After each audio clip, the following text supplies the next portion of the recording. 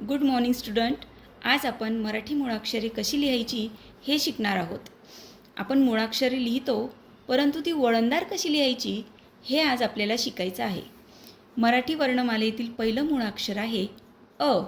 हे अ मुळाक्षर कसं लिहायचं, त्याची सुरुवात कशी लिहायची करायची हे आज आपण शिकणार आहोत. तर चला करूया सुरुवात.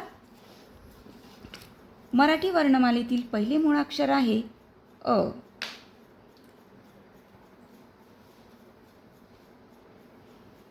अ. तर हे मुळाक्षर कसं लिहायचं हे मी तुम्हाला सांगणार आहे. बघा, आधी आपण मराठीतील 3 काढतो त्याप्रमाणे हे मुळाक्षर काढायचं आहे. या पद्धतीने माझ्या हाताकडे लक्ष द्यायचे सर्वांनी. त्यानंतर अशी रेष काढून नंतर या पद्धतीने करायचे. म्हणजे बघा, या पद्धतीने आपल्या हाताला वळण द्यायचे गोलाकार. पुन्हा इथपर्यंत आल्यानंतर इथून पुन्हा असं करायचं, वळण द्यायचे हाताला ओ. त्यानंतर याला पोट फोडणे म्हणतात. असं पोट फोडून अशी रेष काढायची आहे. त्यानंतर प्रत्येक मुळाक्षराला टोपी देणं गरजेचं आहे. टोपी दिल्याशिवाय कुठलेही मुळाक्षर हे छान दिसत नाही. हा झाला अ. आता आपण दुरेगीमध्ये लिहिण्याचा सराव करूया. अ अ अ अ. लिहिताना बोलणेही गरजेचं आहे. अ. आता मी पेनाने लिहिते, परंतु तुम्ही लिहिताना पेन्सिलीने लिहायचं आहे किंवा पाटीवर पाटी आणि पेन्सिलीचा वापर करायचा आहे. म्हणजे चुकलं तर तुम्हाला खोडता येईल किंवा पुसता येईल. अ. आता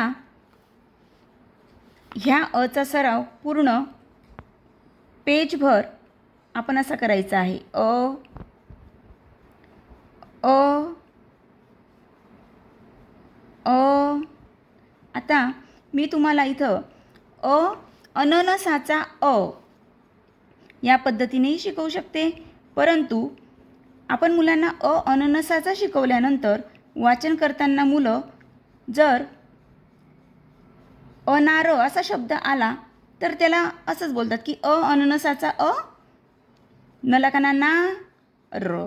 म्हणजे मुलांना त्यांच्या डोक्यात अननसाचाच आहे हे फिट होऊन जातं. परंतु अ हा शब्द हे मुळाक्षर दुसऱ्या शब्दांसाठी सुद्धा वापरलं जातं. तसं अमरावती, अंजीर यांच्यासाठी सुद्धा हे मुळाक्षर वापरलं जातं. म्हणून आपण याला शिकवताना फक्त अ असं शिकवायचं आहे. अ अ अ अ. बघा मुलांनो, या पद्धतीने तुम्ही पूर्ण पेज भरून हा सराव करायचा आहे. तर आजचा तुमचा अभ्यास राहील की तुम्ही कुठलीही एक दुरेगी वही करायची आणि पहिल्या पेजवर आज आपण अ शिकलो आहोत, तर अचा सराव अ असा काढायचा आहे. हाताला वळण द्यायचं आहे. कुठलीही गोष्ट एका दिवसात येत नाही. सराव महत्त्वाचा आहे. बघा, अ. त्याच्यानंतर अचा सपोर्ट फोडायचा आहे आणि मग ही रेषा काढायची अ.